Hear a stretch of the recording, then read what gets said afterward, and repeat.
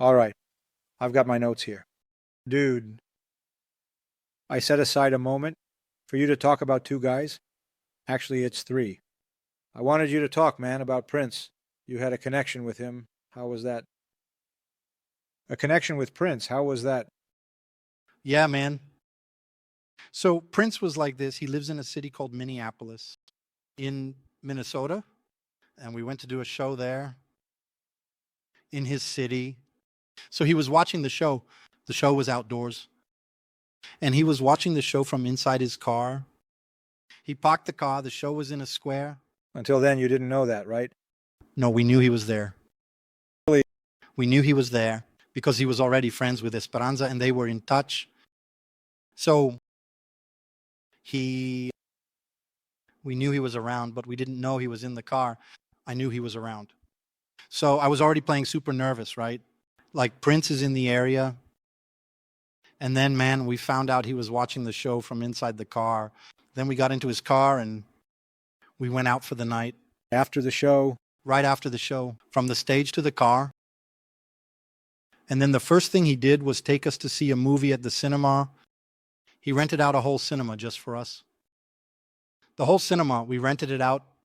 We saw a really silly movie, like an Eddie Murphy one, a slapstick comedy like that. And then, right. And after the movie, we went to his house. And his house was like this. It was an amazing mansion with several studios like that. He was showing me around and I was already lost, like, because here's the studio and he was showing me around, and then soon we walked into this huge garage, like a massive space, like a huge pavilion. There was a huge stage set up, all the structures, all the equipment set up, like for an arena show, you know? And we got on stage and started playing. And we played for hours and hours and hours. And we only stopped when the sun came up. Dude, seriously. And Prince played all the instruments, drums, keyboard, bass, and a lot of guitar. He humiliated me, each one of us, on our instruments. I wasn't the only one who got humiliated on guitar.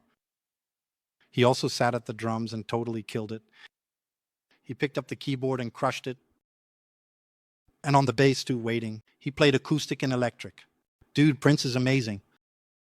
And I don't know if it was because I was the guitarist, but we had a connection. He was really attentive to me. Putting on the guitar, adjusting the strap on his guitar, raising it up because he's pretty short, right? He was adjusting the strap for me, putting his guitar around my neck, saying, play, try it, you know? How about that? And then he would turn on the pedals. There were several pedals. The pedals formed a semicircle in front of him, as is usual, right? His setup. And he was showing me one by one, man, and the amplifiers and everything. And it was really amazing. That was the first meeting. After that, we had about 4 more meetings. We opened his show once in New York in a New York Giants stadium. Man, seriously. Are you serious? Yeah. And that day, after the show, there was an after party. A party just with the elite. And speaking of a party just with the elite, we played in Los Angeles. He hired Esperanza and our band to play at the Oscar party after the Oscar ceremony. A bunch of people went to Prince's party, and there was like Alicia Keys. I don't know, just, can you imagine Prince's party, right? Man, I was the only freeloader there, let's say, right? And man, that's where I met there. I had the honor of meeting his pianist, a Brazilian, Renato Neto. Renato Neto is an amazing musician. Are you alive? He's alive and kicking, playing like crazy. He lives in Brazil now, in São Paulo. If I'm not mistaken, I don't have much contact with him anymore, but I should reach out to him. I will reach out to him. What's his age range, more or less? I don't know. I don't want to say because I have no idea, but is he older than us? He's older, just a little. He's not old, though. The respect that Prince had for this guy is incredible. Prince had already told me at his house, man, you're Brazilian, you need to meet my pianist, Renato Neto, and all that. So he had already told me. And that day Prince introduced me to Renato. And at Prince's show, he always gives him some love. To Renato. And Renato was my dad's name. And so I told him that day, I said, man, Renato is my dad's name, and one day it will be my son's name. And whenever I see Prince introduce Renato live, it gives me an emotion because of the name, you know. So that was it. That Oscars party was another moment with Prince. It was amazing. It was an incredible party. And after that, we had another show in Curacao, on the island of Curacao in the Caribbean, which was the North Sea Jazz Festival. There's the North Sea Jazz Festival, which is from the Netherlands, and Curacao is an island with Dutch colonization. So they have the North Sea, Curacao, and there Prince was playing, and we were too. So there we ended up on stage, the whole Banda da Esperanza. It was the Radio Music Society, 12 musicians in the band. Everyone went up on stage, like during the last song of Prince's show. And then right after that show, we went back to New York. And then the Hope had already arranged with him to record a song. It's a song that's on the internet called We Are America. And this song was produced by Prince.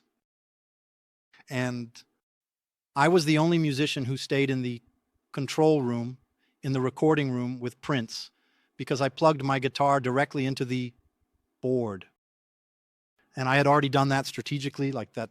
I already had that idea because I wanted to be there with Prince. So I stayed there with him. So during the recording, that's when he gave me his cell phone to put it in my cell phone like that. He said, save my number then.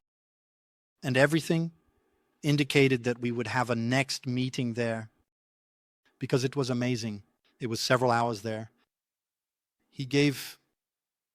Seeing him produce the track there with Esperanza and everything I was playing, he was right there watching, you know. So he gave me several tips, and the guitar I use a different tuning. Him too. He was really interested in the tuning, and it was amazing, and that was the last time I saw him. A little while after that, he passed away, right? What? About 5 years, right? More or less. There's more. It's been 10 years. Has it been so long since Prince passed away, guys? Yeah.